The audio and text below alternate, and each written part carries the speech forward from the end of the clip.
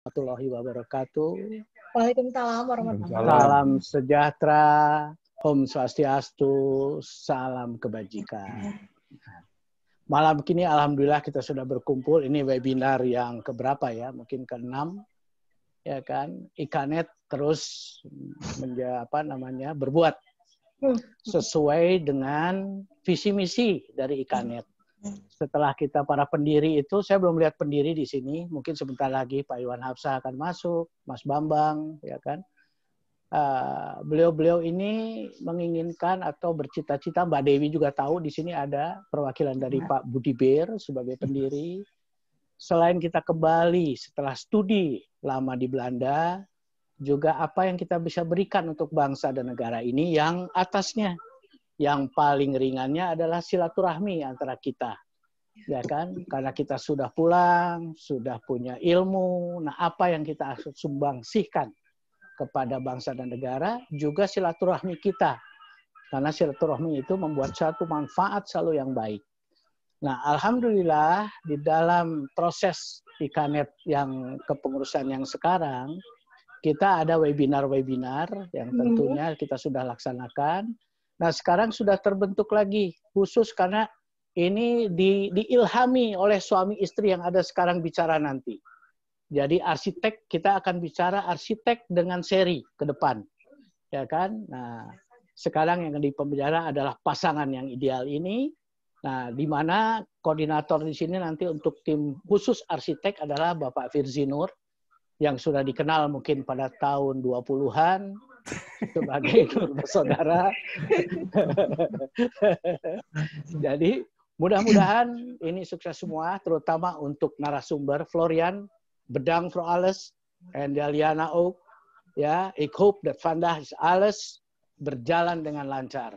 Dan jangan salah, terima kasih juga untuk teman-teman yang di Belanda. Itu senior-senior kita dari Belanda hari ini hadir, ya kan? Tadinya Donald Trump mau hadir, saya bilang jangan, bahaya, gitu kan. Tapi kita lanjut, baik, terima kasih, mudah-mudahan berjalan lancar. Semuanya, silakan. Wassalamualaikum warahmatullahi wabarakatuh.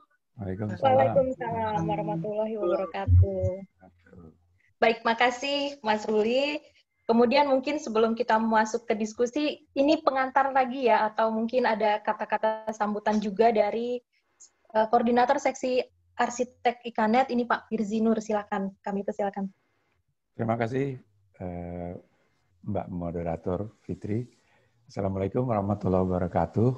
Waalaikumsalam. Barangkali saya sedikit saja menyambung dari Pak Ruli tadi, bahwa sebelumnya saya mengucapkan selamat datang bagi semua rekan-rekan yang sudah hadir di sini, termasuk sobat saya Pak Budi Sukada, yang sangat antusias ya, ingin melihat perdana ini. Ini konser perdana dari Ikanet, konser arsitektur. Jadi saya anggap sebagai konser aja ini.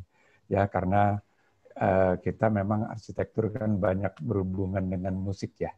Jadi karena background saya ada musik, ada arsitek, jadi dua-dua itu kalau dicampur kita lihat ritmenya, kita lihat nadanya, wah asik juga nih kalau kita main-main di situ. Oke, kebetulan Pak Budi Sukada ini juga dulu teman main band. Dia juga ngeband juga dulu gitu, waktu zaman SMA. Jadi sampai sekarang masih sobatan dengan saya. Juga saya nggak sempat lihat yang lain. Tadi ada teman saya juga, Tina Salim, saya lihat ada. Teman-teman yang di Belanda, saya ucapkan selamat datang semua. Saya nggak sempat lihat yang lainnya. Dan ini substansinya dari serial. Jadi Ikanet ini akan membuat satu serial yang berhubungan dengan permukiman. Sebetulnya gitu, lingkung bina istilahnya. Istilah kita sekarang. Jadi bagaimana perancangan sebuah lingkung bina. Yang saya batasi pada permukiman saja. Karena ini bisa berhubungan dengan arsitektur, bisa berhubungan dengan perencanaan kota, urban design, urban planning, juga civil engineering misalnya, juga sampai sosial budaya ya. Bisa kita berhubungan, tetapi kita batasi dengan permukiman. Jadi kita nggak serial ini tidak termasuk misalnya pertanian atau ekonomi khas atau kedokteran hukum yang nggak ke situ gitu. Nah, semoga bisa berjalan lancar nantinya. Ya, topiknya yang intinya topiknya itu berhubungan dengan itu dan ada hubungan kalau bisa dengan Belanda juga ya. Gitu seperti misalnya Ibu Daliana nih kan sekolah di sana gitu ya. Dia tapi kreasinya di sini di kita. Nah, tapi ya itu ada hubungan atau barangkali kita tentang arsitektur Belanda gitu juga nggak apa-apa. Yang ada hubungan sama kita misalnya heritage building atau apa ya. Seperti itu. Jadi ada kaitannya yang membedakan kita dengan yang lain ya, misalnya untuk seminar-seminar ini. Tapi juga tidak terbatas orangnya hanya orang-orang yang pernah sekolah di Belanda, tidak gitu. Juga boleh aja orang luar, tapi kaitannya topiknya misalnya seperti itu. Nah, itu barangkali yang akan saya sampaikan sedikit untuk kedepannya juga semoga hari ini kita juga bisa mendapatkan suatu hal yang menarik. Ya, kenapa kita pilih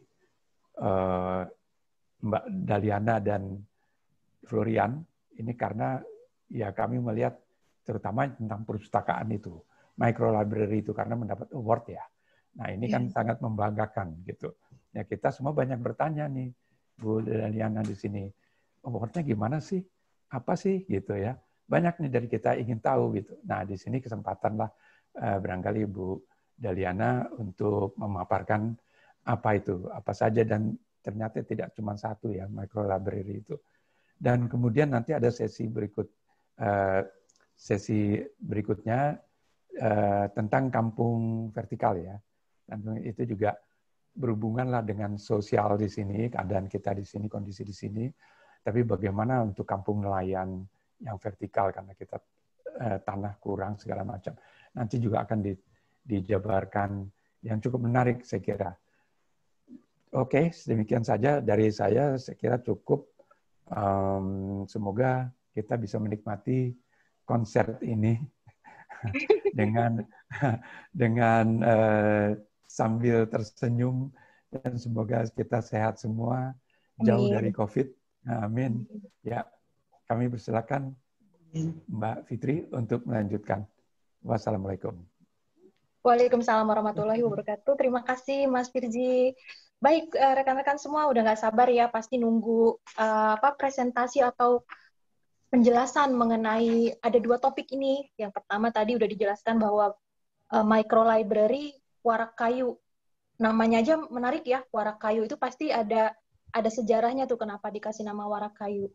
Nah, ini memang merupakan dalam event dunia ini memenangkan perpustakaan terbaik di The Architizer A+ Award ya 2020, ini keren banget. Kemudian pada tahun 2017 juga ini pemenang dari Lafarge Holcim Awards Asia Pasifik.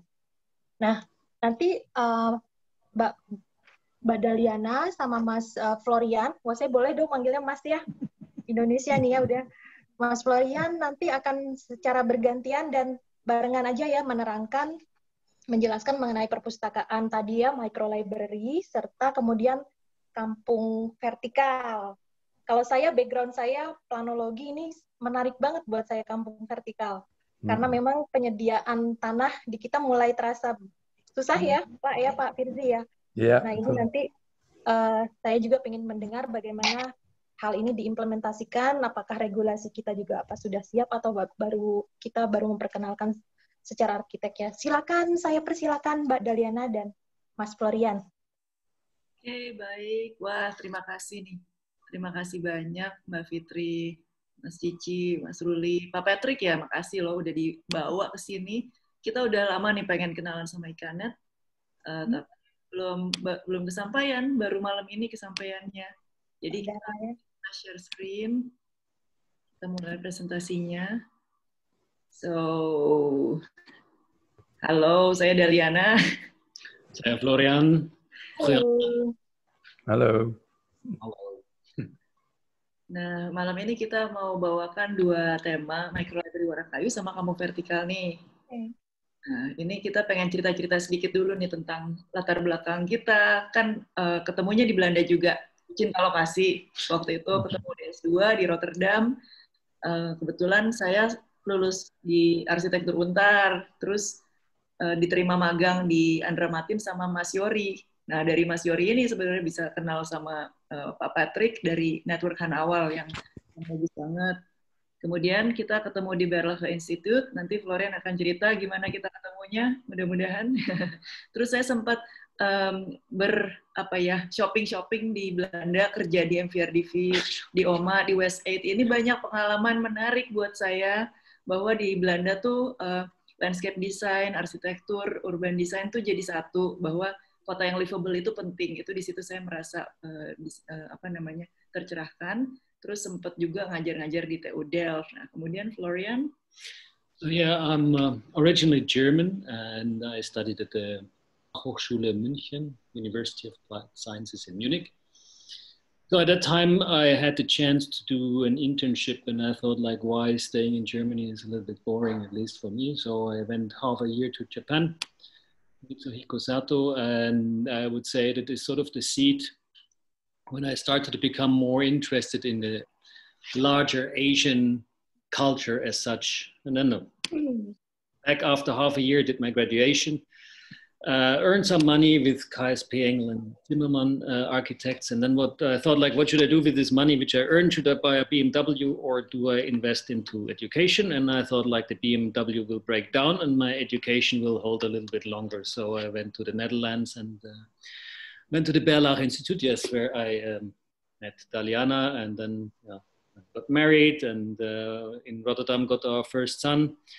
And yeah, while Daliana was shopping, as she said, in all these offices, I was with UN Studio, also a relatively well-known firm for the Mercedes-Benz Museum, the Erasmusbrug,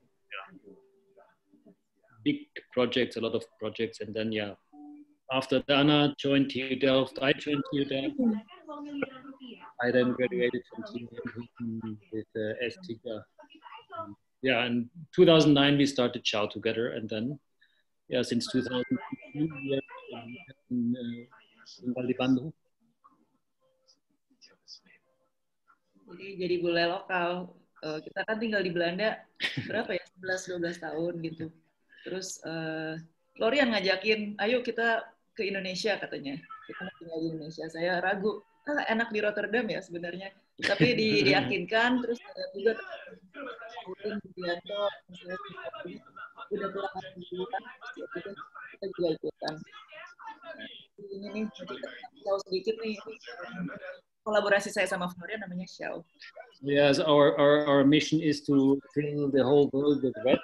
No, just kidding, of course not. So,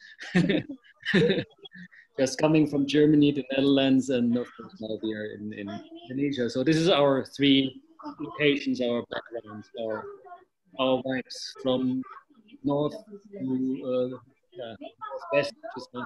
So this is where we're operating. Way on one hand we have the outspoken Nederlandse cultuur. And on the other side, we have the very polite and the very lively, very. Bisa di mute ya? Jadi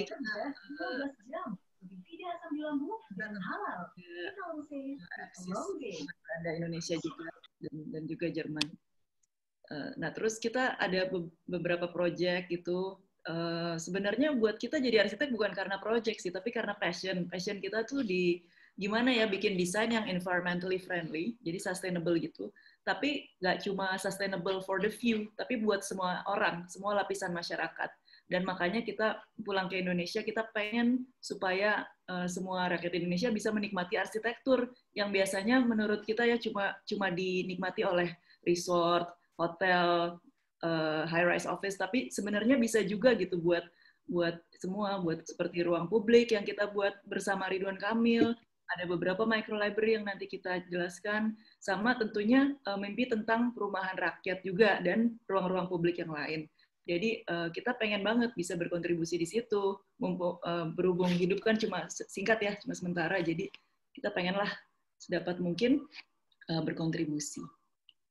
So yeah, importantly, so for what sustainability or energy reduction in buildings means for us in Indonesia is to work with the tropical climate. So of course, we come from Germany, the Netherlands, and there are a lot of high-tech solutions. But for us, being in Indonesia was also a moment of re-evaluating and relearning about architecture, because yeah, we have to work sometimes with more simple means, and this is what we try to achieve. So the passive climatic strategy, meaning we orient the building correctly, we try to get a lot of shade, a lot of cross ventilation. So this you will see also in the Varakayu micro library later, and also in all the projects we're doing. We always try to sort of reduce energy consumption. So according to first reduce and then produce. Okay. Ya, nah terus kita mau cerita nih awalnya micro library. Itu suatu inisiatif kami sebetulnya dari arsitek, pengen banget bikin membaca tuh menjadi lebih menarik, karena memang di dunia ini illiteracy itu masih jadi problem, masih jadi masalah, dan lagi tahun 2016 tuh Indonesia masih hampir ranking terakhir untuk minat membaca. Jadi padahal banyak loh perpustakaan, tapi kok nggak menarik ke sana, nggak pengen membaca tuh seperti sebuah hukuman. Nah ini nih buat yang sedikit masyarakat yang pengen membaca, tempatnya adalah toko buku. Jadi ini teman saya nih, Pauline, teman kami sama anak-anaknya tuh sering ngemper di Gramedia. Jadi kalau di Rotterdam banyak perpustakaan mungkin ya, banyak perpustakaan di Rotterdam, asik, enak buat anak-anak, tapi di sini lebih bagus ke toko buku, bisa duduk-duduk, bisa baca gratis gitu. Dan nyaman ya, dingin. Bener, AC. Nah, tapi itu satu catatan tuh. Nanti kita micro library nggak pakai AC, nanti Florian jelaskan. So about passive climate, ya. Yeah. Nah, ini skala micro library ini kecil, jadi dia di bawah 200 meter persegi. Kenapa? Karena supaya budgetnya di bawah 2M. Itu tuh cocok untuk CSR, untuk contribution dari sponsor, tidak terlalu mahal buat mereka, tapi size-nya cukuplah buat warga. Jadi kita complement central library. Menurut kita central library tetap penting di sebuah kota dan harus bagus, tapi sambil nunggu central library bagus, kita buat dulu micro library yang menjangkau masyarakat. Say something. Yes. So yeah, what we find important is if you have a big central library, then sometimes the threshold is very high for people to enter. There are people we want to target with the micro libraries, they're probably worried to enter, or it's hard for them to reach a central library in the city. So on the other hand, the mobile library, of course, is a very good and a nice initiative. But what it lacks is lacking identity, is lacking placemaking. And we realized it's not only about books, but people need to have a place, a point of identity, a point of reference. And with that, with the micro libraries, it can become also sort of a community center. It's not only about reading, but it's about the activities. And therefore we need not only a facility like a mobile library, but we really need a place. We need to make a place. Ya, benar banget, benar.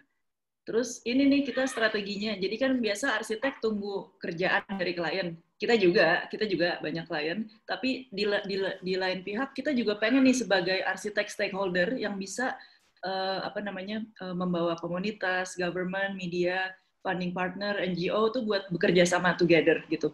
Jadi mungkin ini pelajaran dari Belanda kali ya, kayak multi stakeholderism kita pelajari juga di situ, folder model saling berbicara satu sama lain sampai terjadi suatu kesepakatan, inovasi seperti itu. Jadi kita banyak approach juga government sama funding partner supaya bisa dapat lahannya gratis dari government sama funding partnernya yang mensupport untuk kegiatan ini bisa terjadi. So yeah, I mean, we started. When did we start with it? That was on the diaspora event in 2012. 2012 in Los Angeles. So you met. Did you meet? Presiden Dompet Duafa waktu itu, Pak Ismail. Kebetulan kita ketemu di taksi gitu di LA. Lagi acara diaspora yang pertama tuh.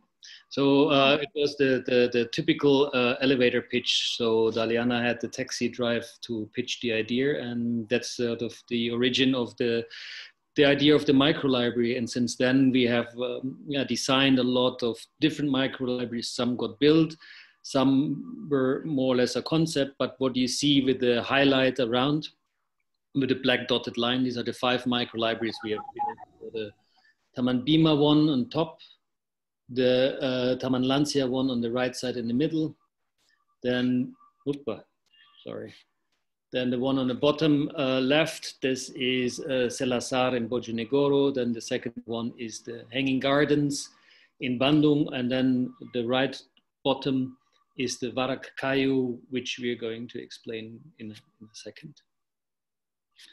So yeah, the microlibrary Warakayu is located Taman Kasmaran in Semarang, and the client is the city, so they donated the piece of land where we could build.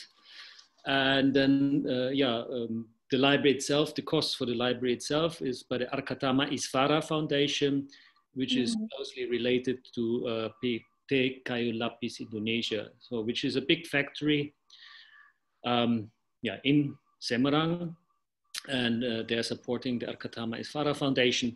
And with them together, we designed it, we ping-ponged the details. So actually we designed it, but then we ping-ponged the details back and forth, and they produced and manufactured everything. And then we had a local contractor assembling it on site. So we will show more about it. Jadi buat Warakayu nih kita dapat dream team nih, kebetulan banget bisa ada PT Kayu Lapis Indonesia yang bisa support banget. So yeah, and of course we won the Architizer A+ award, the popular choice. So atur nuhun everybody for voting. Voting, yeah. Yeah, voting, yes. So yeah, you were all quite active, and we're all very, very, very grateful that you sort of, made everybody vote, your friends, your family, your grandma, and so on and so forth. And even some I've heard like have several accounts. Very good. Appreciate banget. Yeah, thank you very much. So yes, it gave us a lot of attention. This is very good. So we even had like press requests from Thailand, from China, from Denmark, from Italy. So this library is now in all sorts of international architecture magazines. And yeah, we are very happy and very glad that we can also promote Indonesian architecture now on the international level. And yeah, we hope also with that we can build more microlibraries, because, with this exemplary success, we can show that we can change something and that people are really interested in, and people who are giving money via CSR, for instance, also get a reward.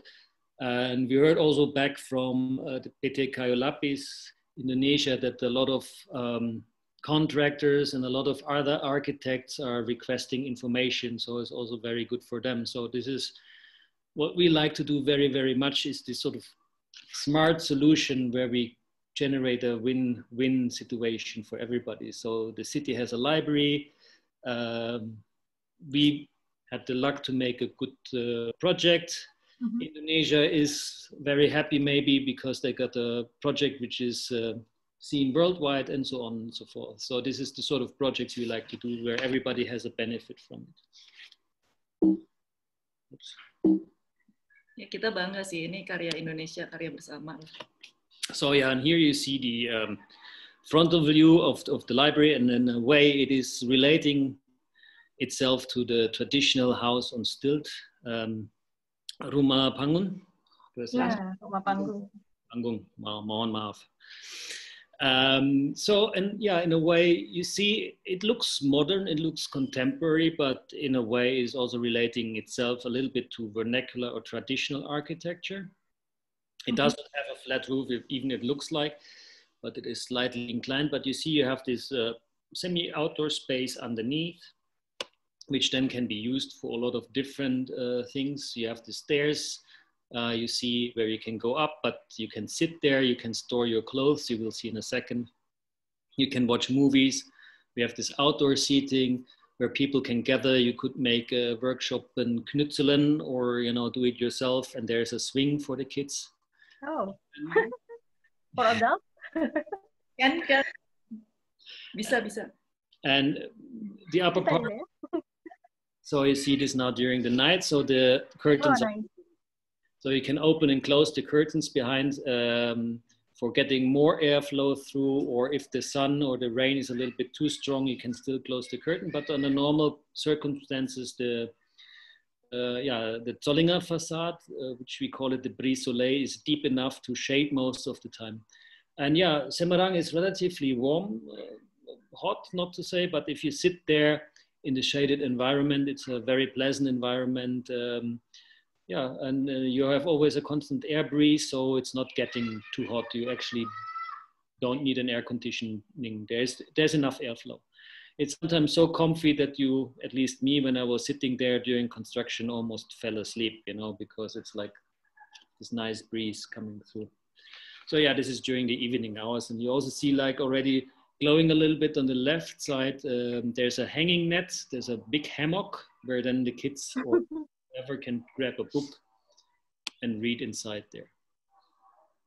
Now coming back to the diagram, Daliana already explained earlier. So this is the diagram how we worked together for that project. So as Daliana already mentioned, we need the government. In this case, the city of Semarang gave the land. The Arkatama Isvara Foundation, in collaboration with PT Kayu Lapis Indonesia, they're the funding partners. Then we needed a local partner for running and operating the library, because it's no use to have a building standing there. What we need, of course, is people taking care of the library and people taking care of the readers, of the guests, and make activities. And again, thanks to Ibu Pauline, we got in contact with the Harvey Center, whom you see a photo on the right side. They're an active group in Semarang, and they give food to the poor, and they're also very interested in education, and they become our local partner. And together with the Arkatama Isvara Foundation, they run the library and organize the activities and everything. Ini buat kita kunci komunitas yang ada di situ, karena apa gunanya sebuah bangunan kosong nggak ada jiwanya. Tapi kalau ada komunitas yang running di situ sama Karang Taruna, sama masyarakat sekitar, itu bisa jalan dengan baik. Jadi itu yang kami pelajari juga sih dari beberapa microlibrary sebelumnya, penting ini di komunitas. Oke. Jadi kerjasama dengan masyarakat sekitar ya, Mbak Daliana ya? Ya betul, dan ada dedicated community yang duduk di situ. Karena mesti dijagain, mesti ada yang librariannya, mesti ada yang bikin aktivitasnya. Jadi penting banget itu. So what you see here, the drawing, the axonometry is, the location, Taman Kasmaran. We have the river on one side. Maybe you know this street, Jalan Dr. Stomo. There is this flower shops, a lot of flower and greeneries before, where you see where it's standing user tourists. They recently made a performing stage and cleaned out the park and cleaned out a little bit the kampung on the other side to sort of rejuvenate the riverfront. So the space got a big upgrade. There was no cafe on top of this roof before, but in 1 year ago a cafe came, and also the food court underneath the Warung got much more lively. And I think what is also very good at this location is that there is a tourist bus for domestic tourists, which they can take for free. And it stops directly in front of the microlibrary. So that means it's not only serving Kampung Pelangi in the school and the surrounding, but with the free city bus, it is tied into the city network. So it is part of the whole city because it has free public transportation there. Would you like to add? Sama ini dekat banget sama Kampung Pelangi. Jadi ini dia Kampung Pelanginya. Yeah, so a great view we have towards this very beautiful kampung. And there on the left side, you see all the plant shops next to the river, where you see all the plants in the back. So yeah, it's a very reachable, very accessible location, and also relatively centrally, and can serve a lot of people, can serve a bigger neighborhood. This is on the left side. This is the cafe. Before the cafe came on top, before the Warungs were there, but it was not so lively. So they also remade everything there, repainted everything. On the right side, you see the stage, which was under construction before we started to build microlibrary Warak Kayu. So yeah, about the design process a little bit. So what we did is we were talking with the Kayu Lapis beforehand, and we were discussing a lot of possibilities for manufacturing. And our wish was it immediately to have a building entirely made out of timber, made out of wood. So we asked, what do you have? What is the materials you have? And then they sent us catalogs and all the material specifications they had. And then we also visited the factory to see what they can do in terms of technology, in terms of cutting. And then we started to design the library from out the products which were available. So instead of thinking, okay, I want to have this, and how can we make it? We were thinking the other way around. It's called bottom-up thinking in architecture. What can we do with the material and with the products available? And you'll see up there the drawing of the brise soleil, which means actually sun shading. This is the story which relates itself to the local icon of Semarang, the Warak Ndok. Can you say this properly? Because I always do it wrong. It's proper what you said. So we came up with this Zollinger-Bauweise, which is a construction system from the early 20th century in Germany, which is basically a system where one board holds the other board just with 2 screws through. So it's a reciprocal system, which is called, but it's like a sort of a Gottung-Royung system. You know, one is supporting the other, just not with people, but with wooden boards. And when we came up with this, we thought like, oh, it looks a little bit like the skin of a dragon, the skin of the snake. And then we thought like, oh, wow, actually, you know, we have this local Warak Ndok in Semarang, and we could relate it to that. And hence came the name Warak Kayu, right? So because it reminds a little bit, with also when it stands on its feet, you know, up there, it reminds a little bit to this very cute sort of dragon-like creature. So yeah, this is a way how we often work. We try to make a good microclimate, that it is shaded and rain protected and cross-ventilated, but we also would like to tie it back to a local story. And in this case, we could tie it to the icon of Semarang, and people immediately, if you give them the name, immediately understand the concept of the building and they like the building. Like to add? Mas Florian ngomong Warak Ngendoknya fasih ya. Lumayan udah latihan. Keren. Okay. Penting banget tuh hewan warak itu hewan pemersatu etnis di Semarang. Ya, oke. Jadi etnis Tionghoa, Arab, dan Jawa itu bersatu dalam Warak Ngendok itu. Karena warak sendiri hewan mistis ya. Jadi tubuhnya dari beberapa culture, dan juga ya menarik sekali sih warak ini. Jadi kita pakai buat ikonnya, buat cerita kita. It's you can find it everywhere in Semarang, right? You have the bollards, the round bollards next to the pavement, and they're painted red, and they all have a Warak Ndok.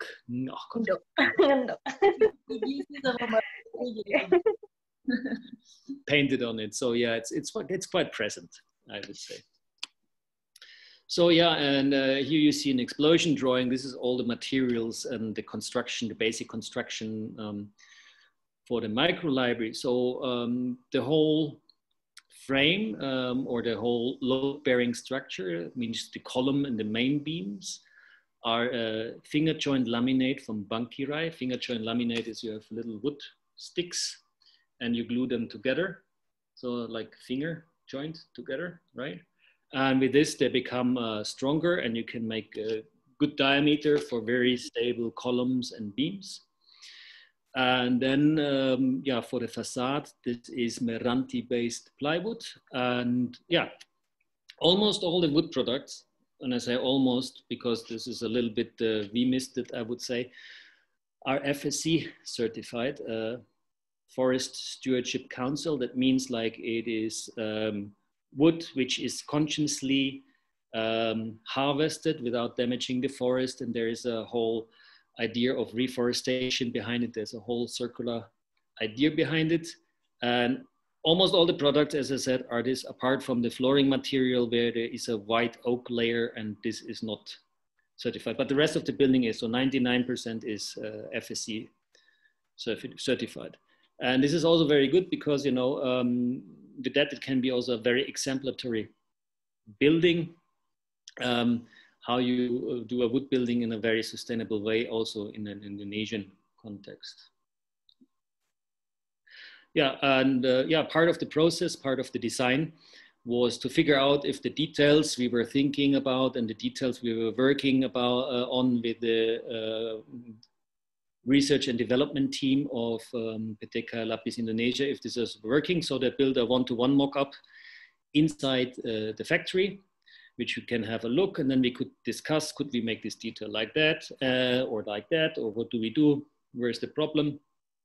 And it also helped us communicating with the local contractor. So RAH contractor were our contractor, so we could show them and they could see like a one-to-one mock-up, and it's very good because some of these details are relatively complicated, let's say. It's not so simple, and if you see it the first time and you can feel it and you can touch it, then it's much more easier to understand what you have to do. Yeah, and here is a floor plan in the section. So you see here is the net where you can lie in, the stairs where you go up, and then the big reading space is not very complicated. It's basically really sitting and a bookshelf and lying down.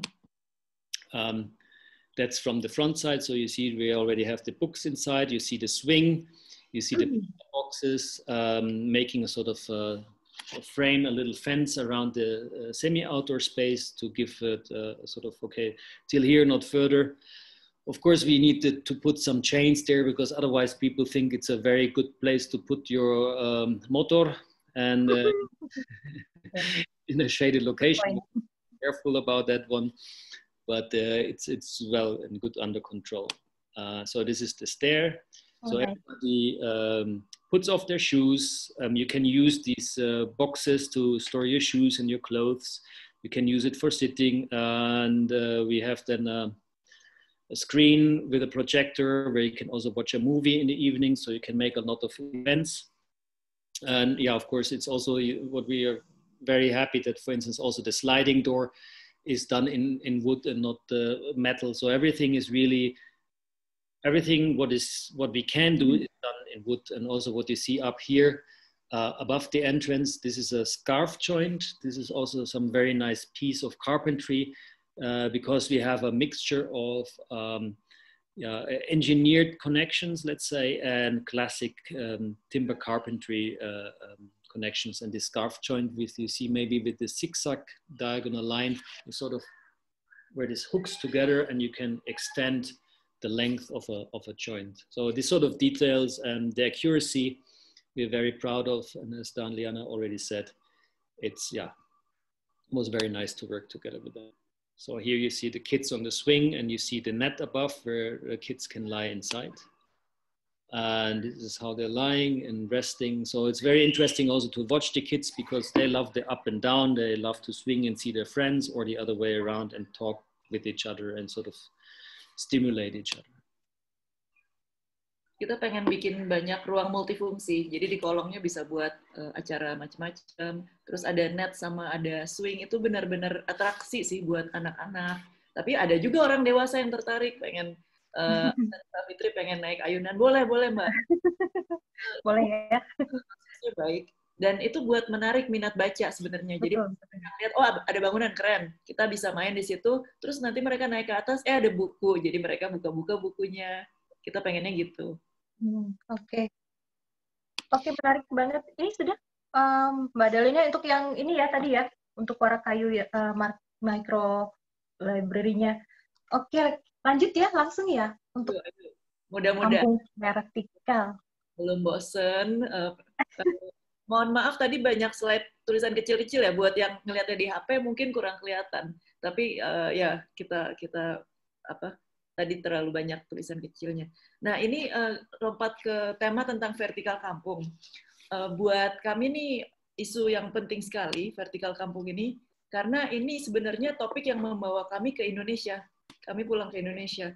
Jadi kebetulan dengan TU Delft kami sempat riset bersama dan Untar juga mengenai eksplorasi kampung. Bagaimana kampung-kampung di Jakarta tuh kalau dibuat lebih vertikal, tapi lebih hijau pada saat yang bersamaan, itu barangkali bisa menolong eksistensi si kampung itu sendiri biar nggak tergusur. Gitu. Terus ternyata waktu kami presentasikan ke Pak Jokowi yang waktu itu menjadi gubernur kan ya beliau, itu diterima dengan baik dan apa namanya ide ini cocok gitu. Cocok. Lalu kami sempat buat kerja sama Indonesia Belanda nih di Erasmus House waktu itu, melibatkan 60-an gitu arsitek Jakarta, arsitek Bandung, sama arsitek-arsitek Belanda yang host kedutaan Belanda Erasmus House. Sama ada Pemkot juga ikut bantu di situ.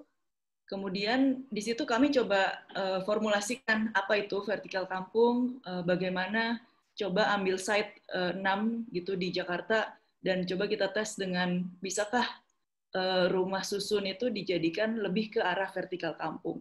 Karena rumah susun yang kita punya sekarang kan belum bagus.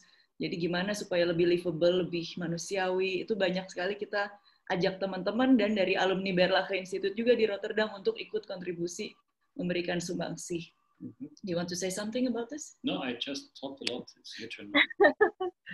Kenapa kampung vertikal? Kampung vertikal tuh banyak banyak keunggulannya, banyak keunikan yang kita pengen sebagai sebuah kota tuh punya. Inclusive urbanism itu kan sesuatu yang kita ingin capai gitu dari urban design, dari arsitektur juga. Di situ banyak kata-kata kunci yang menurut kita seperti multiprogrammatic, activation, happiness index, sense of belonging, participation, space of improvisation gitu. Itu sesuatu yang kalau di vertikal kampung menurut kami bisa dirayakan. Nah, ini pengen cerita nih tentang dari bukunya Jane Jacobs, The Economy of Cities. Itu kota pertama tuh Catalhuyuk, udah lama banget 7.500 BC, dan itu dia penampilannya kayak kampung ya. Jadi bukan sebuah kota itu dari dulu adalah suatu aglomerasi yang saling tumpang tindih, isinya ya residential, tapi juga multifungsi. Mereka bekerja di situ, mereka bikin pottery yang pertama, pabrik pottery pertama adalah juga tempat tinggal. Nah, terus kalau kita lihat kan permukiman yang lebih organik itu punya daya tarik dan punya ruang-ruang yang lebih inspiratif gitu buat warganya tinggal. Jadi ini seperti di sebelah kiri ini di Turki, terus di sebelah kanan di Bandung itu ada kemiripan. Miripnya adalah bahwa ada sesuatu yang organik di sini, ada sesuatu yang tidak rigid dan tidak ada logika, tapi bukan struktur yang keras. Jadi ada sesuatu yang memang komunitas berkumpul lalu membentuk habitation. Sedangkan kan kalau di rumah susun, di social housing, di negara maju di Indonesia juga itu memang rumah dulu disediakan, terus manusianya diisi ke dalam kotak-kotak. Nah itu sebenarnya memiskinkan pengalaman ruang, membuat beberapa orang bisa stres banget. Kecuali rusunnya keren. Di Singapura udah mulai, mereka kan udah lama tuh punya kultur HDB, Housing Development Board-nya. Mereka awalnya juga bikin slab dulu, slab yang pokoknya pengadaan. Tapi lama-kelamaan mereka coba adakan kualitas, bagaimana supaya warga yang tinggal di situ tuh bisa happy, bisa akhirnya mereka seperti di Pinnacle at Duxton, Skyville gitu kan udah mulai menggunakan dunia supaya bikin social housing-nya keren, dan itu ke arah vertikal kampung juga. Itu. Would you like to say something? No, go ahead. Oke. Jadi ya gitu, kita coba analisa di show ini, kita selain ngerjain desain, kadang-kadang kita riset juga gitu sesuai dengan interest dan sesuai dengan topik yang kita inginkan. Jadi kalau kampung itu kan kita lihat sekarang 2 dimensi, kan 1-2 lantai itu punya gang-gang yang merupakan zona aktivitas sama buat sirkulasi mereka juga. Sedangkan kalau rumah susun itu dia akan vertikal sirkulasinya. Tapi kan di lain pihak tadi Mas Cici dan Mbak Fitri katakan memang kita lahan semakin kurang. Jadi dorongan untuk menjadi vertikal itu penting. Tapi ke arah vertikal yang mana kita bergerak sebagai sebuah kota? Apakah vertikal yang rusunnya terus tidak manusiawi kita manusiakan saja dari awal suatu susunan massa yang lebih ke arah vertikal kampung gitu. Jadi kita coba pelajari nih bahwa kampung itu selalu punya multifungsi. Nggak cuma tinggal di situ, tapi ada kegiatan lain di situ seperti berjualan, seperti bermain, seperti melakukan kegiatan sosial, dan itu yang biasanya suka dilupakan di rumah susun. Dan alangkah baiknya kalau vertical housing itu bisa begitu juga, bisa punya beberapa kegiatan-kegiatan yang tidak dihilangkan dari kampung itu sendiri, tapi terus ya memang ada penataan dengan baik. Nah, terus tahun 2013 kita diarahkan Pak Jokowi, yang waktu itu kan Pak Ahok sama Pak Jokowi sama-sama di DKI ya, untuk memberikan kontribusi ke sebuah proyek Muara Angke. Nah, saya senang banget nih di webinar kali ini kita juga ada Ibu Pauline Budianto sama Ibu Wiwi Ciok yang terlibat dekat dan erat dengan proyek ini. Jadi mereka membantu sekali supaya kegiatan ini bisa berjalan dengan lancar. Jadi ini salah satu intervensi kita untuk vertikal kampung nih di Jakarta Utara, Muara Angke, pengeringan ikan tradisional yang tersisa di Jakarta saat ini, dekat Green Bay. Ini ya kurang higienis ya, lokasinya, dan penduduk di situ juga sebetulnya tidak memiliki sanitasi dan fasilitas yang memadai, namun mereka tetap tinggal di situ dan bekerja di situ. So what we found very interesting and very enlightening about the project itself is the amount of research we put into it. We had relatively little data, so we needed to really figure out a lot, meaning what people live there, what is the demographics, how do they make their income. And, as Dariana already mentioned, that we try to have a multifunctional space, and we understand that the kampung itself is not only a monofunctional living area. We needed to understand how the people make their money and how we could translate what they have currently into a new model for housing, that they still have a source of income, even though it is better organized and more hygienic and so on and so forth. So therefore, we invested a lot of time with interviewing people and trying to understand what is the socio-economic background in the kampung, in this very specific kampung of Muara Angke. Ya, dan tentunya tim nekat Ibu Pauline yang datang jauh-jauh dari Belanda langsung ke Jakarta Utara, ke Muara Angke, dan taksi aja pada nggak mau loh ke Muara Angke karena becek, karena itu deket tanggul laut yang selalu merembes airnya, jadi itu becek, taksi takut ke sana. Jadi ya udah, ada taksi yang mau, kita bisa dari airport langsung ke Muara Angke. Ibu Pauline ini selain mencari data, apa yang diinginkan warga di situ, karena itu penting sekali. Participation itu bukan option lah, itu kewajiban perencana untuk mencari tahu kebutuhannya apa, keinginannya apa. Jadi ya kebutuhannya mereka harus tetap bekerja, mereka nggak peduli rumahnya di mana atau sejelek apa rumahnya, tapi pokoknya mereka bisa usaha di situ karena makan itu sehari-hari buat mereka, penting sekali. Jadi terus kita telusuri lagi dari lubuk hati yang terdalam, sebetulnya mereka pengen juga suatu hunian yang lebih nyaman, anak-anak bisa sehat, bermain, bisa belajar dan lain-lain. Jadi kita tanpa suatu komunikasi ini yang sebetulnya pelik ya, tidak semudah itu karena nelayan cepat marah, sumbu pendek. Tetapi butuh Ibu Pauline yang bisa berbicara dari hati ke hati dan mengetahui apa isi hati mereka. Itu penting buat bikin brief desain kita. Yang mana kita coba. You want to say something? No, it's okay. Yang mana kita nih usahakan bagaimana terinspirasi dari struktur sebuah kampung, tapi dengan kondisi lahan terbatas untuk memuat 660 unit buat mereka di lokasinya. Jadi kita tidak setuju dengan eviction atau penggusuran, kita tidak setuju. Penduduk harus tetap direlokasi di tempatnya supaya dekat dengan tempat mereka bekerja. dan itu kan di utara ada perahu-perahu nelayan, jadi mesti dekat sama itu. Tapi terus di lahan yang terbatas gimana nih bikin suatu hunian yang ya nyaman, menarik buat mereka, manusiawi, tapi juga punya fungsi-fungsi yang sesuai. Jadi kita ambil ide vertikal kampung ini dengan fungsi-fungsi publiknya kita coba masukkan di antara beberapa lantai, terutama di bawah. Of course, it was not the idea to literally take the kampung structure as is into a vertical model, but trying to understand that, you know, with the ground-based living, with the living on the ground floor and having a little shop, something in front, that we maybe can offer something like this in a vertical form where we understand the apartment unit as a sort of a kampung unit, and of course we stack it. But while we stack it, we have this sort of street going also up the building with a lot of facilities for the people, being school, being a kindergarten, or places for manufacturing and production and doing work as long as it is possible on the inside. And for other functions, like in the beginning for the fish drying, we imagined could be used for that until we changed a little bit the clientele, let's say the people to go there.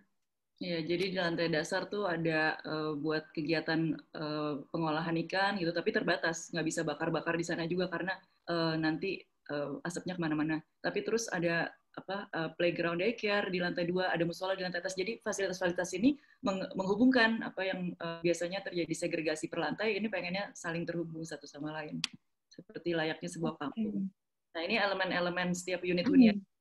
Usahakan sesuai dengan green principles. Jadi ada green roof biasanya, ada courtyard. Courtyard tuh ternyata bagus banget buat penghawaan alami, pencahayaan juga biar terang.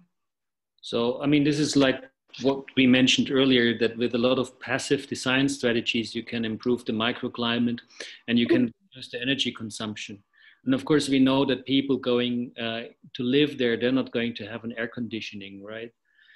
So we try to figure out how can we make a building which nonetheless does not overheat. And one of the issues is we introduced a green roof. Green roof in a way, there's research, for instance, if you have a barren green roof, you have with concrete, you have a temperature of 60 degrees on top of the roof. And of course, this 60 degrees of heat, if you have the upper unit, goes into your unit.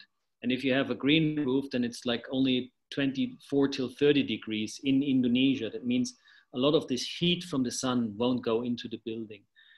We were talking about cross ventilation, that the hot air can raise in the middle, because usually with the apartment typology where you have a corridor, you have no possibility of cross ventilation. And with a courtyard, you have the possibility to open the front door and open a couple of windows. There's at least a little bit of an air stream. And other things we did, for instance, is like orienting the longer facade towards north and south, because it's easier to shade and have small amount of facade to east and west, for instance. Ya, jadi ini sebenarnya prinsip arsitektur Nusantara sih kita terapin di sini, seperti yang sudah diajarkan oleh guru-guru sebelumnya sama senior arsitek, paham sekali arsitektur Nusantara. Dengan adanya courtyard, udara bisa mengalir dengan baik, cahaya alami bagus masuk ke unit, jadi nggak ada unit. Jadi orang kalau matahari tidak langsung loh, tapi mataharinya kalau langsung panas. Jadi kita coba filter mataharinya supaya tidak langsung tapi shaded, tapi terang, dan udara juga bagus. Jadi nggak usah pakai AC dalam unitnya. And when you look at the rendering in the background, the brick pattern. So we developed like 7 or 8 different ways of how we put the brick together. And so that comes back. They are very often very colorful, and they have their own unique identity. And we don't want to have everything colorful, but with the idea that it's more or less individual brick. And we one unit, and this is the other unit.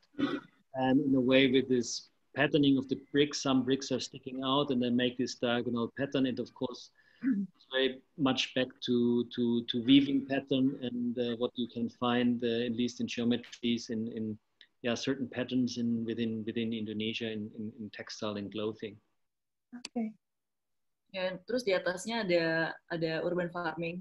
Jadi supaya ada kegiatan kalau misalnya penghuninya mau maintain dan punya sense of belonging terhadap tempat tinggalnya, tentunya seperti berkebun, bisa di pekarangan luar, rumah bisa juga di atas.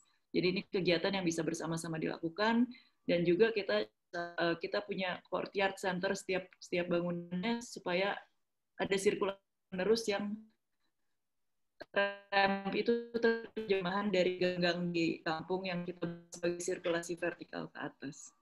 Selain lift. Nah ini lebih dari lantai, jadi ada lift juga. Cuma ini penampilannya, jadi gimana gitu loh, nelayan Kampung Muara Angke yang kegiatannya beragam, tapi bisa punya tempat tinggal yang cukup nyaman gitu. Jadi ini mimpi yang saat itu Pemprov DKI cukup ambisius juga, bahwa ini bisa dibayangkan bisa terjadi dengan bantuan CSR juga waktu itu. Okay. Nah, jadi ini kompleksnya 2,2 hektar lahannya dibagi menjadi beberapa masa yang saling terhubung satu sama lain, terus itu 660 unit. Jadi buat 660 keluarga dulu waktu itu. Cuma belum terbangun ya. Jadi ini masih suatu mimpi, karena tidak semua seperti di Rotterdam aja gitu kan, bikin Central Station 7 tahun gitu kan. Kalau di Indonesia setengah tahun udah mesti huni. Buru-buru kita di Indonesia ini. Harusnya perencanaan dan desain diberikan waktu, karena memang semua butuh waktu. Jadi ini kita pending dulu dengan social housing vertical kampung ini, tapi kita coba terapkan ide kita dengan pihak-pihak lain yang misalnya di Bandung ini ada klien yang ingin membuat public balcony housing, di mana prinsip-prinsip kampung vertikal sebagian kita coba terapkan di balkon-balkon setiap 7-8 lantai, ada ruang berkumpul komunitas, bisa ada playground di situ, tempat main tenis meja di situ, dan juga bisa buat berkumpul dan beraktivitas. Oke. Udah nih, bentar lagi nih, beberapa slide lagi kita udah. Oke. Banyak pertanyaan ternyata Mbak Daliana, menarik sekali. Silakan. Ini dream of vertical kampung nih menurut kami tuh wajib sih, semua arsitek harus bermimpi seperti ini. Dan juga warga juga pengen kita ajak, ayo kita bagus sekali mimpi ini, kalau misalnya terintegrasi dengan kota, dengan laut, itu kita bisa punya hunian yang sangat livable sekali kalau mimpi vertikal kampung ini bisa terwujud. Jadi bayangkan kalau walaupun kita vertikal, tapi kita bisa livable, karena misalnya setiap berapa lantai itu ada ruang hijau yang saling terinterkoneksi satu sama lain. Ini adalah pelajaran dari keunggulan ruang-ruang kampung kita di Indonesia, sesuatu yang bisa kita terapkan ke seluruh kota. Jadi kita akhiri presentasi kami dengan slide yang ini. Kita helemaal bedankt. Ya, hatur nuhun. Terima kasih. Iya. Baik, Mbak Daliana dan Mas Florian, menarik banget ya ini ya. Tadi kalau yang kampung ini masih on progress ya, masih dalam proses penyelesaian. Saya tertarik banget, dan pasti teman-teman juga banyak tertarik. Ini kan memang konsepnya berbeda dengan rumah susun ya. Kalau di sini kan dia mengakomodir pola sosial atau kebiasaan masyarakat sekitar. Waktu membangunnya juga ada partisipasi dari masyarakat, maunya seperti apa sih, kebutuhan apa yang perlu diakomodir dalam desainnya nanti. Nah, benar ya. Kemudian micro library. Nah ini yang tadi ya Mbak Daliana dan Mas Florian, ternyata sudah banyak pertanyaan. Ini sebelum saya langsung ke audiens, mungkin saya bacakan ada beberapa pertanyaan ya. Mungkin sebentar Mbak Fitri. Ya, silakan. Mas Firzi. Sebelum kita masuk ke diskusi, saya tadi ada yang lupa untuk memberitakan sebuah berita duka. Ada seorang profesor kita meninggal tadi pagi, yang sangat giat di dalam social housing ini, yaitu Profesor Bian Pun. Itu tadi pagi meninggal, jadi ya kita semua para arsitek dan planner di sini mungkin juga bisa menyampaikan doa agar beliau damai sejahtera bersamanya di sana. Gitu saja. Ya, silakan dilanjut. Terima kasih. Baik, terima kasih Mas Firji. Ya, tadi ada berita duka ya tadi pagi ya rekan-rekan semua, ada seorang alumni kita juga ya, profesor arsitektur yang terkenal meninggal dunia. Kita perlu menundukkan kepala sebentar, berdoa. Ya baik, kita kirim doa sebentar ya, berdoa dimulai.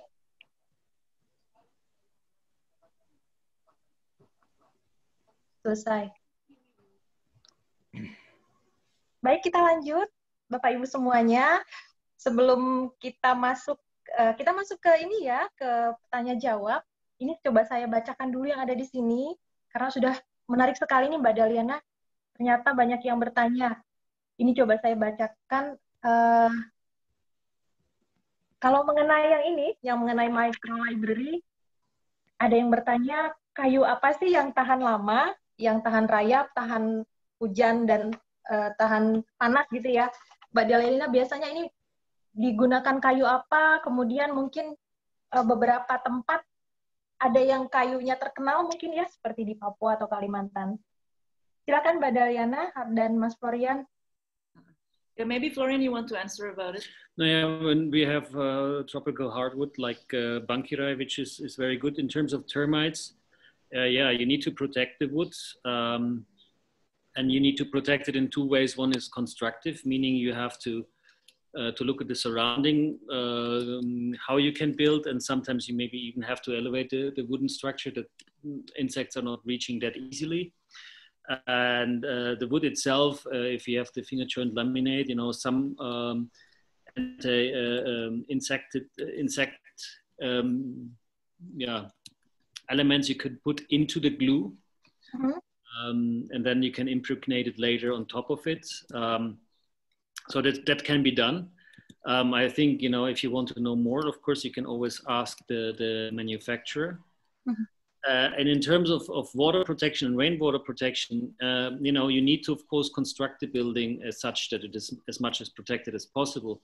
Meaning, if you look at the classical or vernacular architecture, you never expose wood really towards the water. You always have a roof overhang. You always make sure that the water can run off as fast as possible and does not run over the facade, for instance. So if you construct with wood, of course, you have to take care of your details, and you have to take care that it's not so exposed to water, or standing water at least. If a little bit of water, for instance, the Meranti plywood, which is used for the facade, it's impregnated, it's outdoor quality. So it's best always to look at the different specifications, what you need, and talk with the manufacturer, and then apply the wood accordingly. So now the interior stays dry, and you of course don't need the outdoor quality there, for instance. So yeah, different parts of the building, be it structural, have different requirements, and then of course you need to check beforehand what are your requirements and then choose the right product. But there's always a product for whatever you need. You just need to know. Yeah. Jadi kita pakai kayu lapis, Mbak. Jadi kayu lapis ini lebih opsi menarik ya daripada pakai kayu solid, kan kayunya mesti gede-gede, dari tebang di pohon banyak sisa. Kalau kayu lapis tuh enak, sisanya bisa dipres kan jadi kayu lapis, dan itu pun sekarang kayu lapis sudah bisa dipakai buat struktur. Jadi kalau baloknya nggak pakai kayu solid tapi pakai kayu lapis semua, dari Bankirai, Meranti, dan campuran lainnya. And I mean, Bankirai is not the cheapest of the wood, and it's high quality, and you can also, I mean, there's other wood types, which are cheaper, but still a similar fit for the task. So it's always good to talk with a supplier and figure out what are your needs and what are your requirements, and then make a choice accordingly. Iya, dan tergantung juga dengan desain dan perawatan tentunya ya, Mbak Daliana dan Mas Florian ya. Betul. Iya. Baik, ada lagi pertanyaan untuk yang micro library ini sebelum saya kasih ke audiens yang mau langsung nanti ya. Kenapa sih namanya micro library? sejak kapan ngetrennya, kemudian micro library ini apakah bisa ditempatkan di banyak lokasi di dalam satu kota. Kalau tadi kan Mbak Deliana udah bilang sebelum ada central library ada micro dulu gitu ya. Silakan Mbak Deliana dan Mas Florian. Iya, jadi konsepnya micro karena emang itu kecil ya, di bawah 200 meter persegi, dan dalam budget total yang bisa diterima oleh stakeholder gitu. Jadi lebih masuk akal untuk menyelenggarakannya buat semua pihak. Kemudian ya kita pengennya, impian kita tuh 100 micro library di seluruh Indonesia dalam 10 tahun ke depan. Jadi mudah-mudahan kita bisa capai itu bersama-sama. Dan itu kenapa mimpinya begini, karena ya kalau sesuatu yang kecil micro kita bisa bikin bagus ya, kalau proyek besar susah bikin bagusnya karena master plan misalnya banyak stakeholdernya, kita harus akomodasi semua. Tapi sesuatu yang kecil tuh kayak produk desain gitu loh. Jadi micro library itu serupa urban furniture yang kita bisa taruh di banyak tempat, tapi juga komunitasnya harus ada untuk mengoperasionalkannya dengan sukses. I have a different version of the story of my micro library. You know, the Dutch are very good in branding and giving things names, and it just sounds very good. So we learned from the Dutch how to make a catchy name.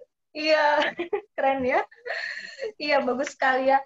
Dan rekan-rekan, teman-teman mungkin yang baru banyak bergabung ya, tadi sudah dijelaskan juga sama Mbak Deliana dan Mas Florian bahwa konsepnya ini, perpustakaannya ini menarik minat baca.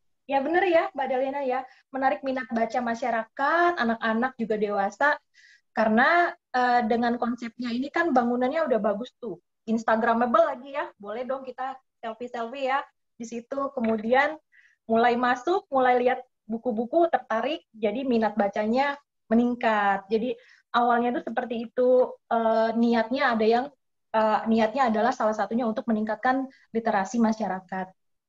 Nah, di sini juga hadir Mbak Deliana dan Mas Florian, Ibu Direktur dari SDM, ini Mbak Feby Misna. Beliau menanyakan kira-kira estimasi konsumsi energi untuk satu micro library itu berapa sih? Karena beliau concern di energi dan energi terbarukan ini. Silakan Mbak Deliana. Ya. Karena tadi kita nggak pakai AC ya? Pakai AC dan nggak usah nyalain lampu kalau siang. So basically, I can't say in kilowatt hours right now, but it's relatively little because during the day, Elian, can you stop, please? Thank you. We're here in a lecture. Sorry, I have to talk to my son. Ada anak kita, sorry. So, yeah, during the day, we almost don't need artificial light because there's enough daylight coming in. So what we design is that there's enough light coming in that you can read without having too much light that it is overheating. And so we try to reduce this energy. So it's basically really only the Wi-Fi router. And if you need light in the evening, so I think we have 6 or 8 light tubes for the library. And this is the energy what we need. That's the nothing more. Jadi kita nggak tahu berapa kilowatt hours-nya nih, karena lagi baru mau mulai operasi ya yang di Warakayu. Tapi yang di Micro Library Bima di Bandung sih juga cukup hemat listrik karena prinsipnya mirip. Jadi siang-siang nggak usah nyalain lampu karena cukup sinar matahari natural itu buat baca cukup. Kemudian lampunya baru dinyalakan kalau ada kegiatan malam gitu. Jadi nggak pakai AC juga. Jadi cukup dengan cross ventilation, cukup enak penghawaannya. Jadi prinsip hemat energi sih memang. Jadi harusnya hemat. Nanti kita cek, kita kirim deh ke Ibu Direktur tagih nanti bulan depan. Oke, Mbak Feby nanti dikirim katanya. Ya, ini memang kelihatan banget ya hemat energinya ya. Siang terang, kemudian tidak memakai pendingin juga ya AC ya. Baik, kemudian untuk kampung nih, kampung yang vertikal, di sini ada pertanyaan bagaimana meyakinkan masyarakat Indonesia yang memang culture-nya kan memang horizontal ya, horizontal tinggal ya, settlement. Sekarang bagaimana meyakinkan supaya mereka mau. Nah, sebenarnya ini PR-nya bukan PR dari arsiteknya ya. Sebenarnya sih kalau saya lihat dari bagaimana pemerintah juga punya andil dalam meyakinkan dan merubah mindset sebenarnya ya. Kalau kita bilang kan sekarang mindset di Jakarta kan tanah udah mulai langka ya, mulai langka. Jadi kalaupun ada peningkatan pertumbuhan penduduk seharusnya sudah mulai berpikir vertikal.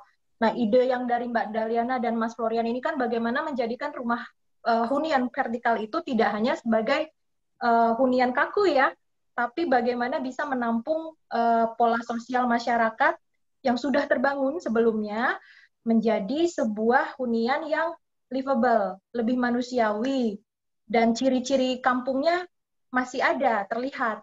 Berarti nanti kalau misalkan ada kampung nelayan beda dengan kampung-kampung yang misalkan kampung adat, kampung budaya gitu, beda-beda ya Mbak Daliana ya.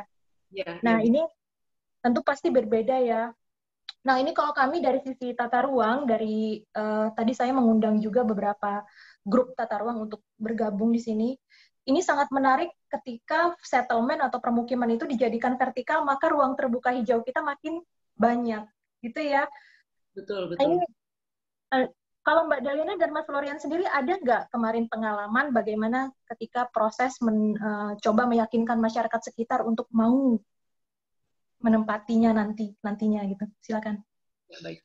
So I think, of course, it's not an easy task, but we need to prove it first. So we need to build something, and without proof and without people seeing it and grasping it, of course, it will be difficult. So there needs to be somebody who makes the first step and says like, okay, we take the risk and we build something like that. And then, of course, you need to prove with the built example that you can add more quality, maybe more comfort, better lifestyle than what you have in a kampung. And only with quality you can convince people. And the problem sometimes with private developer solutions is that only cost and square meter is the main parameter. But if you want to convince people to move from outer kampung, free land, and make more vertical living, you have to allocate money of your development not only for the utmost necessary. You need to add facilities, and you need to add, and this is what we really promote, you need to add the possibility that you can build a community and have a community lifestyle, which the kampung is offering. And that costs square meter. And if you only calculate cost and income, then it's a little bit tricky, of course. Ya, jadi sebenarnya vertikalnya kan bisa vertikal 4 lantai, itu udah vertikal, 8 lantai, sama 20 lantai, itu kesulitannya beda-beda itu tasnya. Jadi kita kan kayak di Belanda juga, di Eropa tuh kita kaya dengan low rise high density. Kalau low rise-nya sampai 4-5 lantai, itu sebenarnya masih sesuatu tahapan yang menurut kami bisa dilakukan daripada langsung 40 lantai, langsung 80 lantai, itu kaget. Tapi di beberapa negara hal itu biasa terjadi juga ya. Jadi karena kurangnya lahan dan kebutuhan hunian itu terjadi. Cuma bagaimana menjembatani itu? Jadi kita menurut kita sih kalau kita kan terbiasa hidup di atas tanah, jadi rumah landed itu memang paling laku di Indonesia, paling laku. Kita masih punya lahan memang. Cuma ya sayang dong, seperti tadi Mbak Fitri bilang kan RTH penting banget. Kalau kita bisa menghemat footprint, kan RTH bisa dimaksimalkan. Jadi masyarakat juga perlu ditunjukkan bahwa bagaimana menggunakan RTH. Mungkin appreciation kepada RTH bisa membangkitkan pengertian perlunya density, perlunya high density, dan perlunya high vertical living juga ke depannya. Bagaimana menggunakan sebuah kota. Karena saya sebagai warga Jakarta sebelum ke Belanda tuh stres banget tinggal di Jakarta. Saya tidak bisa menggunakan kota Jakarta itu. Selain dari rumah ke mall, ke kampus, udah pulang lagi. Jadi nggak ada pengertian saya sebagai warga Jakarta waktu itu, saya tidak bisa menikmati ruang terbuka hijau, ruang bermain, dan lain-lain tuh nggak ada. Tapi kalau penduduk yang sudah sadar ini, tentunya mereka akan appreciate dan bisa justru melakukan vertical living. Dan vertical living, apalagi kalau didesainnya dengan bagus, dengan baik, dan ada pasti menarik. Pasti menarik. And of course, you don't need to solve everything in one building block, right? So, I mean, make synergies within your master plan that you have like facilities spread out in the whole location. So it does not have to happen everything in the building. But if you could offer maybe for people a safe place for the kids to play without maybe being hit by a truck on the Kampung Road, or maybe a local swimming pool or something, you know, public facilities which they usually do not have. It does not need to be everything high end, of course, you know. Yeah. Facilities which are not present, you know, a little bit of a space for breathing, a little bit nice green space for hanging out, open space. So you can always play a little bit. Is when I make more dance here, then I can make less dance there. If I consolidate here, then maybe I can allocate some of the budget for something else which serves the whole community. And with this, you can establish a way better, you know, quality of life. Ya, saya setuju ya. Memang selain karena kepepet lahannya habis gitu ya, kebutuhan. Memang harus ada edukasi kepada masyarakat kita. Tentunya ini dorongan dari pemerintah, regulasi juga mungkin. Saya dengar katanya udah mau moratorium ya untuk land housing ya di Jakarta ya, sebentar lagi katanya sih mau dibatasi untuk pembuatan land housing yang baru-baru ke depan. Nah, ini kan berarti pemerintah memang sudah mulai mendorong pembangunan untuk vertikal. Gitu teman-teman. Di sini ada lagi nggak ya pertanyaannya? Barangkali Mbak Fitri Silakan. ada yang mau bertanya langsung, kita kasih kesempatan. Ada yang mau bertanya langsung? Silakan, Bapak Ibu. Silakan angkat tangan, mungkin nanti atau dikasih tanda nanti kita. Tuh ada Mas Bambang Gambiro itu mau nanya kayaknya. Ya ada Pak Budi Sukada. Gimana Bud? Ya di unmute ya. Oh iya, di unmute sih.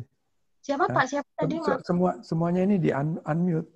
Ya harus dia mute, harus di unmute semua. Nggak bisa buka sendiri kok. Ya bisa buka sendiri ya semuanya. Mbak Dewi, ayo Mbak Dewi. Silakan. Ya, kalau belum ada ya teruskan aja yang chatting itu.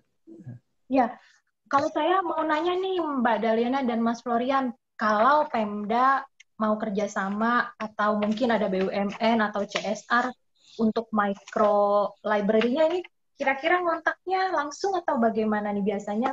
Seperti apa caranya? Ya, jadi sejauh ini kita belum cukup besar untuk buat foundation, tapi kedepannya kita pengen punya foundation, jadi nanti bisa langsung ke micro library foundation-nya. Tapi sejauh ini sekarang kita berdua, jadi kita berdua yang handle untuk request micro library. Itu bisa dari berbagai sisi, apakah punya lahan, apakah punya dana CSR yang ingin disalurkan, bisa juga. Jadi kita nanti bisa sama-sama bantu cari stakeholder yang lain juga bila mana diperlukan gitu. Tadi minimal 200 meter ya. Silakan. Saya boleh tanya sedikit. Ini kebetulan ada Mbak Pauline sama Mbak Wiwi Ciok ini. Tadi sudah di-mention oleh Daliana. Ini memang menarik waktu proses ya. Waktu proses dengan nelayan itu bagaimana sampai mereka mau gitu ya. Di sini kelihatannya Mbak Pauline atau Mbak Wiwi yang jadi prajuritnya di depan ini untuk bisa memberi pengertian kepada mereka, atau apa yang didapat justru oleh Mbak Pauline dari mereka. Jadi yang kita sebagai seorang apa ya istilahnya pakar begitu, yang kita belum tahu gitu ya. Nah di dalam proses-prosesnya yang menarik kan seperti itu. Jadi budayanya mungkin ya, culture-nya bagaimana dengan naik ke atas. Dulu orang masih nggak mau ada tanah di atas kepalanya gitu kan. Sekarang kok nelayan bisa mau gitu. Nah, seperti itu apa ininya? Rahasianya. Ya barangkali bisa dibantu oleh Mbak Pauline atau Mbak Wiwi di sini. Kalau misalnya terserah, Daliana juga bisa jawab. Menarik itu untuk kita ketahui semuanya barangkali. Silakan. Silakan Mbak Daliana atau Ibu Pauline. Ya, itu ada Bu Wiwi sama Ibu Pauline sudah unmute itu. Silahkan Bu Wiwi, Ibu Pauline, coba ceritakan pengalaman kita. Mungkin Pauline dulu deh, yang banyak ceritanya. Justru saya itu awalnya nggak terlibat loh. Jadi baru kenal juga sama Daliana. Lalu tiba-tiba 15 Mei 2013 itu mereka Skype, saya di Delft. Daliana, Wiwi, Skype bilang, Pauline, kita lagi sosialisasi mau bikin kampung Muara Angke nih, tematik buat nelayan. Tapi ternyata mau dibunuh nih. Jadi ini mereka terus panggil, mereka hubungin saya, dan waktu itu Daliana ngomongnya gini, kamu kan udah sering ini negosiasi dengan suku-suku terasing, juga yang di Afrika sudah sering hampir dibunuh, tapi nggak jadi, nggak berhasil. Mau nggak sekali lagi? Dia nanyanya gitu. Jadi terus saya pelajarin apa sih yang jadi masalah. Terus saya akhirnya minta izin suami, anak-anak. Akhirnya saya minggu berikutnya sudah ada di Jakarta, di Muara Angke, untuk mengadakan klarifikasi. Jadi bukan cuma negosiasi, tapi klarifikasi pasca kerusuhan ya. Karena saat itu Wiwi kayaknya diserbu sama sekitar 2.500 nelayan ya, udah omsingelen gitu, udah mengepung daerah tempat mereka mengadakan sosialisasi, terus ngancam mau bunuh, dan mereka sudah cap jempol dengan darah gitu. Jadi mereka menolak karena ternyata kuncinya adalah mereka pikir kalau dijadikan kampung vertikal itu adalah jadi apartemen. Dan apartemen itu pasti buat orang-orang kaya seperti di Green Bay, seperti di Peak gitu. Jadi mereka langsung mengadakan penolakan. Dan penolakannya kalau kaum nelayan sehubungan dengan tingkat pendidikan yang rendah, mereka nggak mengerti untuk tanya, untuk rundingan. Mereka langsung udah gerak, udah memprovokasi juga, sehingga terkumpul tanda tangan pakai darah itu, cap jempol darah, dan langsung ngepung. Nah, itulah yang saat itu saya mulai terlibat itu di situ. Dan waktu saya datang itu, Dinas Perikanan, Dinas Kelautan, dan maupun Perumahan dan Tata Ruang tidak ada yang mau memfasilitasi karena mereka udah trauma. Mereka udah takut karena bilang, wah kita aja yang mau ngadain sosialisasi, bahkan mau dibunuh. Gedungnya mau dibakar waktu itu, dan ibu-ibu nelayan udah mendorong-dorong tembok-temboknya mau dirobohin segala macam. Jadi keputusannya Dinas Perumahan tidak mau memfasilitasi saya untuk meeting dengan kepala-kepala preman tersebut.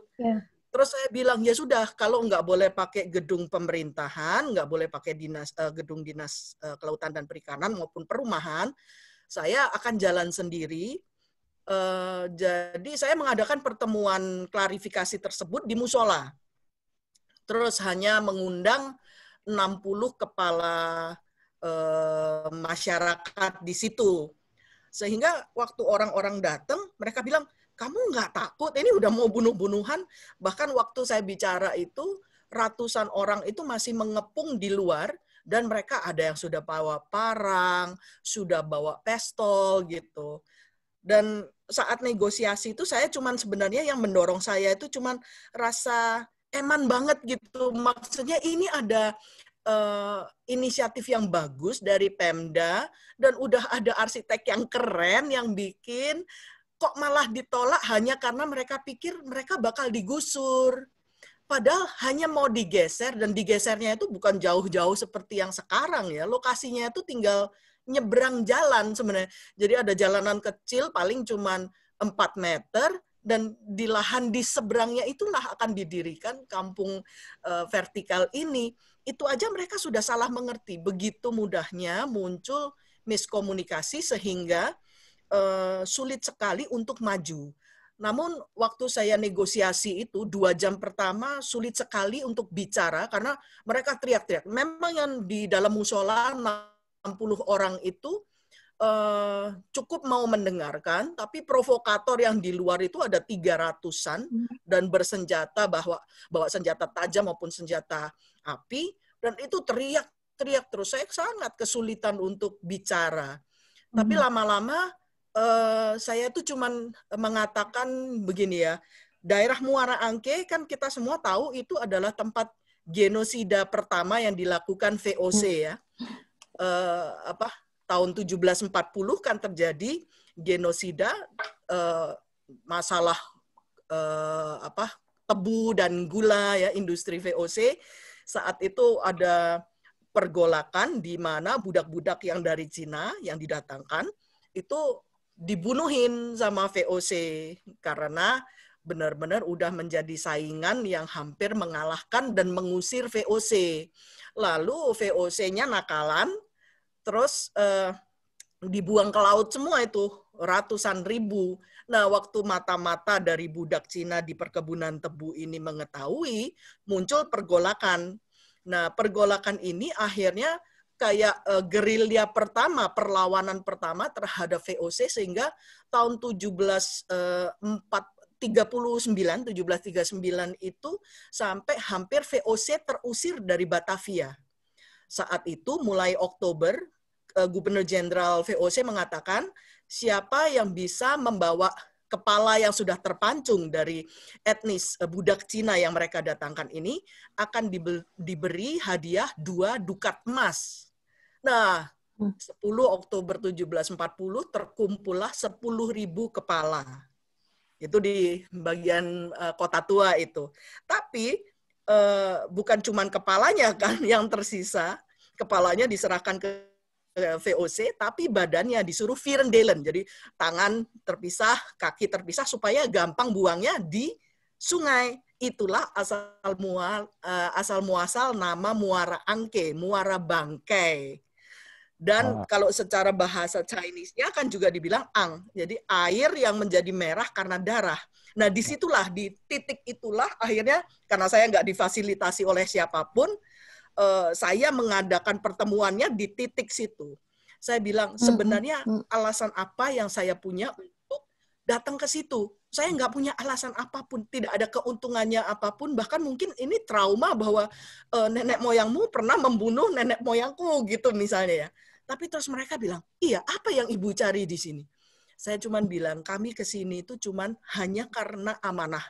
Kami hanya mau bahwa para nelayan yang sudah dari tahun 80-an itu pembiaran ya, situasi tempat tinggal mereka itu sangat tidak layak, tidak manusiawi. Justru kami datang itu karena berbelas kasih bahwa kepengen mereka disejahterakan. Karena kematian bayi di sana sangat tinggi, keguguran janin juga sangat tinggi, dan mau sampai kapan seperti itu? Dan waktu saya cerita itu, yang tadi Bu Daliana katakan, heart-to-heart communication ya, sebagai arsitek kita nggak cuma membangun dengan batu, beton, dan bata, tapi kita harus bisa membangun kehidupan manusia-manusianya. Itu tanggung jawab terbesar kita. Saat itu saya tuh sampai kayak mau nahan nangis, saya bilang, kalian itu berhak loh untuk dapat tempat yang bagus seperti ini. Bahwa tempat bagus seperti ini yang didesain arsitek yang luar biasa, bukan hanya untuk orang-orang kaya, orang-orang yang cuma investasi, punya tower. Ini benar-benar untuk kalian. Akhirnya setelah 2 jam, mereka mau mendengarkan. Sambil mereka yang tadinya bersenjata jadi berurayan air mata. Sampai akhirnya kita rundingan. Gini, kita kasih nama ikan mas, karena mereka selalu curiga, ini nanti jadi Green Bay ini nanti jadi flat apa lagi nih punya orang-orang kaya. Terus kami menobatkan proyek ini menjadi namanya ikan mas, meskipun ikan mas air tawar ya, bukan air laut. Saya kasih nama ikan mas karena ini, I-nya itu integrasi, kampung anugerah nelayan, masnya adalah Muara Angke Sejahtera. Mereka berderai-derai air mata menyambut. Mereka applause bilang, Bu, ini benar-benar ya, ini buat kami ya. Ini nelayannya Muara Angke. Iya, itu power of naming ya. Power sosialisasi itu kita perlu belajar juga berkomunikasi yang bisa menyentuh hati mereka. Bahwa they counts gitu ya, bahwa mereka tuh benar-benar ada di perencanaan, di pemikiran para pembuat keputusan di suatu kota. Ya itulah awal mulanya saya terlibat sampai akhirnya memutuskan satu keluarga pulang ke Indonesia melanjutkan ini. Setelah 26 tahun tinggal di Delft, akhirnya balik ke Indonesia 6 tahun lalu, and here I am. Oke, terima kasih. Bagus sekali. Ya. Izin. Ya. Ketua boleh dong. Ya. Om Firzi, Ya. ini yang barusan diceritain Mbak siapa? Bu Dian. Pak Paulin. Paulin. Ini udah 2 cerita yang berbeda. Ini asik nih arsitek ini. Jadi ini ada program ke depan, di sekarang bicara arsitek. Tapi untuk Ibu siapa? Nanda dan Florian, jangan takut. Saya kemarin berapa 2-3 minggu lalu bicara lewat Zoom dengan Duta Besar Belanda. Kita diminta untuk berbuat sesuatu karena dia inginnya kerja. Ini kayaknya Duta Besar sekarang sangat sangat agresif ya, artinya nggak mau banyak bertele-tele, apa yang bisa dikerjakan kita akan ada tim kecil, mungkin 1-2 minggu ini kita ketemu dengan beliau. Ini salah satu yang kita bisa bicarakan ke depan tentunya. Ini sangat menarik, ya kan? Sangat-sangat menarik, dan ini antara budaya, ya, ekonomi, ya kan, kehidupan dan lain-lain. Jadi arsitek tadi sangat menarik sekali, dibilang bukan hanya bangun batu, bangun pakai yang seperti itulah kira-kira yang tadi diterjemahkan, tetapi ini kehidupan, ya kan? Tadi bicara Om Firzi tadi permukiman. Nah, ini kita harus berpikir jauh, jangan sampai nanti Jakarta dengan Bogor, dengan Bandung, dengan Garut sama bentuknya, ya kan? Itu juga jadi repot gitu. Mana mau orang ke sini lagi. Nah, jadi kita akan Ikanet sangat senang sekali saya melihat ini ada satu yang bisa, dan kebetulan saya di pemerintah, saya belum berani bilang, sedang di posisi seperti itu. Nanti kita akan bicarakan, karena mudah-mudahan sebelum Desember sudah ada pembicaraan yang lebih. Tapi ini tidak terlalu menyangkut kepada pemerintah, tapi ini kesadaran beberapa kelompok yang berpikiran seperti saudara-saudaraku semua yang ada di sini, untuk merealisasikan suatu hal yang ya tidak hanya sifatnya uang, ya kan, tetapi di situ itulah kita diberikan ilmu, diberikan pendidikan ya untuk membangun itu, untuk supaya kembali paham kita bersatu dengan alam, dengan budaya, dengan manusianya. Ini prosesnya proses yang sangat-sangat betul. Jadi mohon izin kepada tim juga bahwa ini waktunya juga kita sudah lewat. Ini menjadi catatan dan tepuk tangan untuk teman-teman semua bahwa ini rekor yang sudah berapa? 6-7 kali kita webinar, ini melebihi dari yang biasanya. Sudah hampir 80 orang. Jadi sangat bagus sekali. Dan saya senang ini dari luar, dari mana. Dan ini Om Firzi, coba kita bicarakan begitu nanti Ibu Paulin bisa 2 minggu lagi atau 3 minggu lagi. Tadi bicara versinya Ibu Paulin. Nanti bisa ditutup lagi, nanti di posisinya bisa kedua Florence family ini bisa memulai lagi. Dan saya usul untuk Pak Firzi, supaya teman-teman ini dibuatkan satu tim yang kita rutin dan bicara dengan yang diperlukan. Jadi nanti Mbak Diana nggak berdua lagi, Mbak Paulin tidak bersendiri lagi. Kita bareng-bareng. Kita bareng-bareng berpikir, bukan kepentingan saya sebagai pengurus, tidak. Pengurus tidak ada kepentingan itu, tapi kepentingan kita sama-sama untuk berpikir ke depan, melihat bangsa ini yang harusnya lebih hebat lah, punya orang-orang yang seperti ini. Bayangkan 26 tahun di Delft, bisa kembali lagi ke Indonesia. Ya kan, dalam 20 tahun, atas apa? Atas cintanya kepada tanah air ini. Demikian Om Firzi, mungkin kita bisa usul saya, ini sudah jam 9:15, ini menjadi rangkuman yang sangat terbaik, permulaan yang sangat baik. Ini webinar ini akan terus berjalan, dan kita catat, ini kan direkam. Kita akan membuat satu, karena orang yang di sini adalah sebagai kalau perusahaan tuh pemegang saham. Pemegang saham ke depan kita, urusan kita ke depan. Terima kasih. Terima kasih.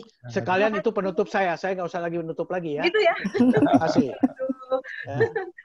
Baik, Bapak Ibu semua, teman-teman semua, rekan-rekan semua, ini memang ya waktunya sudah melebihi dari yang seharusnya. Saya mohon maaf juga karena ternyata menarik sekali topik kita malam hari ini, pembicaranya juga bagus, isinya bagus, dan pertanyaannya ternyata banyak. Ini tadi ada beberapa yang masih bertanya, tapi mungkin cukup dulu ya Pak Ruli ya. Dan teman-teman dicatat semua, dicatat aja. Ya. Nanti Ikanet akan menjawab lewat ini 2 dua yang cantik, yang gagah ini sudah memberikan ide kepada kita. Nanti Mutia akan memberikan jawabannya kepada person-person yang di sini. Oke, Ya kan? Lewat WA atau lewat apa? Sama minta materinya. Ada banyak yang beberapa ini kalau boleh nanti Mbak Delena dan Mas Florian ada beberapa yang minta materi. Baik, itu ya. Gimana Pak Ruli? Termute?